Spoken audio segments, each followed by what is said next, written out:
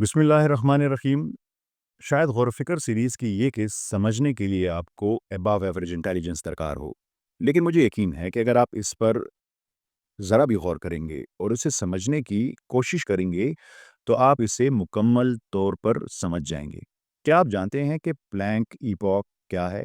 ہماری کائنات 4 fundamental forces پر مشتمل ہے، یعنی gravity, electro magnetic force, strong nuclear force اور ویک نیوکلیئر فورس۔ یہ تمام قوتیں کائنات کی تشکیل میں بنیادی کردار ادا کرتی ہیں، لیکن جب بگ بینگ ہوا تو یہ چاروں طاقتیں ایک ساتھ جڑی ہوئی تھی، یعنی وہ الگ الگ نہیں تھی بلکہ متحد تھی۔ اس مرحلے کو پلانک ایپوک کہا جاتا ہے، اور اس کے بعد آیا گرینڈ یونیفیکیشن ایپوک، جس میں سے ایک طاقت الگ ہو گئی۔ ان میں سب سے پہلی طاقت جو الگ ہوئی وہ گریوٹی تھی۔ آپ کو صرف یہ یاد رکھنا ہے کہ بگ بینگ کے بعد سب سے پہلی طاقت جو الگ ہوئی وہ گریوٹی تھی۔ لیکن یہ کیوں ضروری ہے اور گریوٹی کیا ہے؟ سر آئزک نیوٹن ایک دن ایک درخت کے نیچے بیٹھے تھے کہ ان کے اوپر ایک سیب زمین پر گرا۔ انہوں نے سوچا کہ یہ سیب دائیں بائیں یا اوپر کیوں نہیں گیا بلکہ زمین کی طرف ہی کیوں آیا۔ اس غور و فکر کے نتیجے میں انہوں نے گریوٹی کی دریافت کی۔ انہوں نے اسے ایک ایسی قوت قرار دیا جو کسی بھی شے کو جس کا ماس ہو کسی دوسری ماس والی شے کی طرف کھینچتی ہے۔ بعد میں البرٹ آئنسٹائن نے تھیوری آف ریلیٹیوٹی کی مدد سے گریوٹی کو ایک اور جدید انداز میں بیان کیا۔ ان کے مطابق کائنات میں اسپیس ٹائم کی ایک چادر ہے۔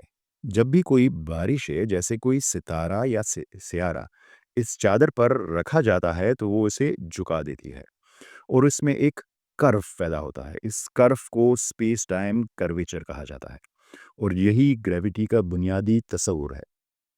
چونکہ سورج بہت زیادہ ماس رکھتا ہے، اس لیے اس نے اسپیس ٹائم میں ایک گہرا کرو پیدا کیا، اور زمین اس کرو میں مسلسل گردش کر رہی ہے اور سورج کے گرد گھوم رہی ہے۔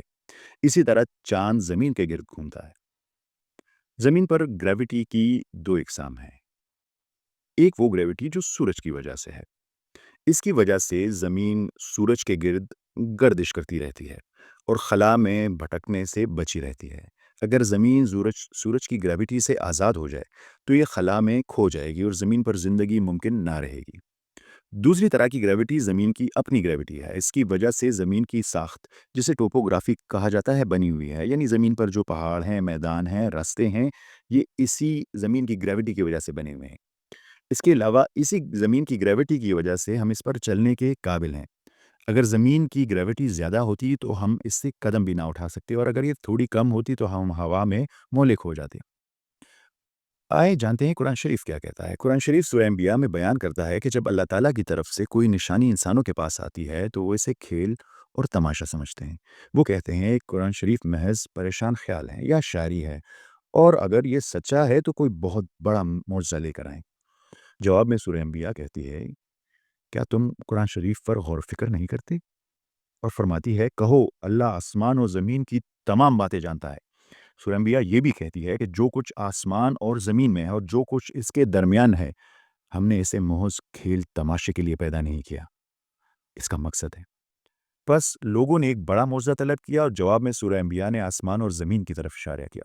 پھر سورہ انبیاء کی آیت نمبر 30 میں انہیں ایک عظیم معجزہ عطا کیا، جس کو سمجھنے میں انسانوں کو 1400 سال لگے، جس میں بتایا گیا کہ زمین اور آسمان کبھی ایک ساتھ جڑے ہوئے تھے۔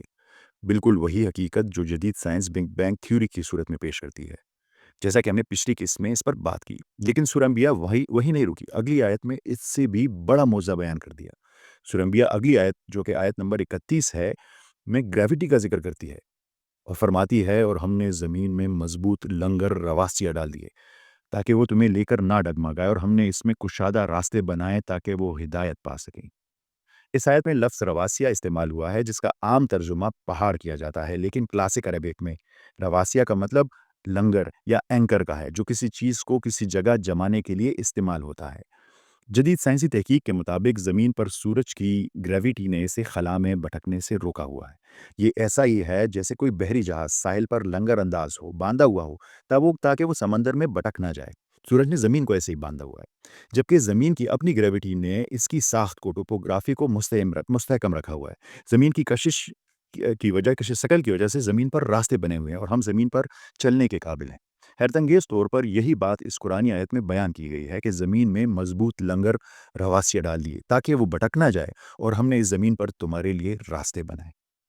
اب ایک لمحے کے لیے سورہ انبیاء کے اصل پیغام پر غور کریں، جس میں لوگوں نے ایک بڑا موضوع مانگا اور جواب میں سورت نے قرآن شریف پر غور و فکر کرنے کو کہا اور آسمان و زمین کی طرف اشارہ کیا۔ پھر اس سورت کی آیت نمبر 30 پر اگر ہم غور کریں، جو بیان کرتی ہے کہ آسمان اور زمین کبھی ایک ساتھ تھے، جسے سائنسی اصطلاح میں بگ بینگ تھیوری کہا جاتا ہے، اور اس کے فوراً بعد آیت نمبر 31 میں دونوں قسم کی گریوٹی یعنی سورج کی گریوٹی اور زمین کی گریوٹی کا ذکر کیا گیا، بالکل اسی طرح جیسے ماڈرن سائنس کہتی ہے۔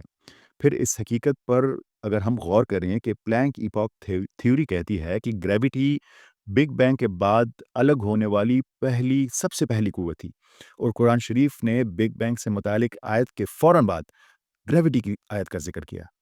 کیا یہ محض اتفاق ہے؟ اگر آپ اب بھی اسے صرف ایک اتفاق سمجھتے ہیں تو جان لیجئے کہ آپ انٹلیکچولی ڈس آنیسٹ ہیں اور حقیقت سے نظریں چرا رہے ہیں۔ یہی وہ رویہ ہے جس کی نشاندہی سورہ انبیاء کی پہلی آیت میں کی گئی ہے، جو فرماتی ہے لوگوں کے حساب کا وقت قریب آ گیا اور وہ غفلت میں منہ موڑے ہوئے ہیں۔ یہ ہماری سیریز غور و فکر کی 10ویں قسط تھی۔ ہم نے اپنے غور و فکر کا آغاز سورہ بقرہ کی آیت نمبر 164 کے صرف ایک حصے سے کیا، جو کائنات کی تخلیق سے متعلق تھا۔ ہم نے کائنات کی تخلیق کے بارے میں 3 سوالات اٹھائے، اور تیسرا سوال یہ تھا کہ کائنات کی تخلیق کیسے ہوئی۔ اس حوالے سے ہم نے سورہ انبیاء کی آیت نمبر 30 اور 31 کو سمجھا تو حیران رہ گئے، اور اگلی قسط میں ہم آیت نمبر 32 اور 30 پر بات کریں گے۔ کیا آپ مزید حیران ہونے کے لیے تیار ہیں؟ اپنی آنکھیں کھولیں اور دماغ کو وسیع کریں۔ ملتے ہیں اگلی قسط میں۔ یہ پیغام اپنے دوستوں تک پہنچائیں۔ اللہ حافظ۔